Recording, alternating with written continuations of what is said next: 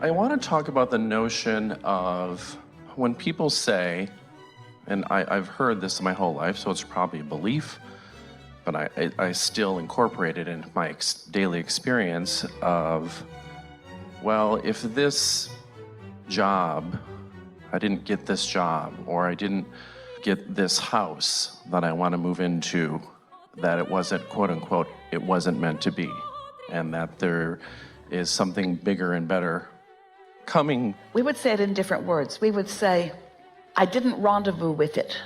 I didn't rendezvous with it. And it could be for these reasons. Either it wasn't up to speed with my desire, or I wasn't up to speed with my desire. Can you hear the difference? It wasn't meant to be. That doesn't make any sense, because there's no one minting things into being outside of you. So it either means that it doesn't match what my vortex version is, or I'm not matching what my vortex version. Now, we agree with you. You say these things and you hear these things, but now you are different, because now you've had several hours together where you've been steeped in a new understanding of the way life is coming to you. And so if you're approaching anything that you've wondered about before from this new perspective of, well, I'm tending to my point of attraction. And what is my point of attraction right now? Am I under the influence of my inner being? Because if I am, then that house is not up to speed with who I am. If I'm up to speed with who I am, then I'm up to speed with what's in my vortex. So I'm up to speed. So my point of attraction is such that what I really want will come to me. And if that doesn't come, then it isn't what I really want. Did you hear that? So can you hear how helpful it would be in all of these situations of wondering?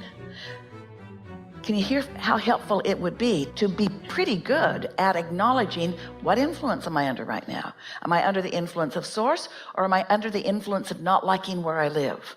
Am I under the influence of understanding my ability to be or do or have anything I want? Or am I under the influence of wanting to prove my worthiness in some way?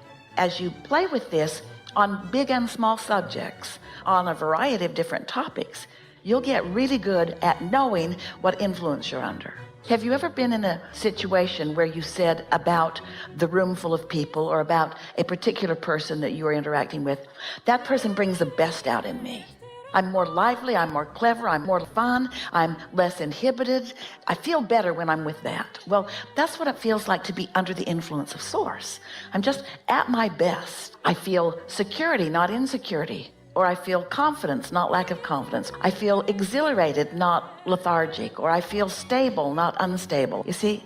And so as you just practice moment by moment, what influence am I under? What influence am I under? Then it's easy for you to know, well, that house just isn't the right house.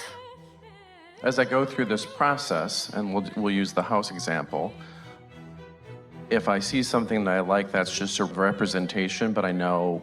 A representation of what? Representation of what I want, but it may be just, I can't feel it. So it's not really a direction I should go. Does that make sense? Like, you're introducing some really wonderful things to this conversation. So this is the way we would approach it if we were standing in your physical shoes. First, if it isn't something that is really ringing your bells, we wouldn't move in the direction of it. We'd just call it data collecting. But you also want to focus, as we've been talking all this week, on being in a bell ringable position.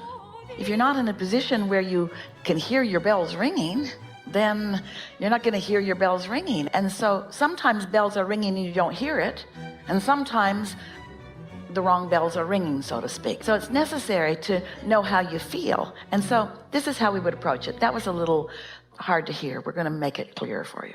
A nice way to approach life is to say, I'm going to make a decision, and I'm going to line up with the decision, because there are so many options that would be lovely.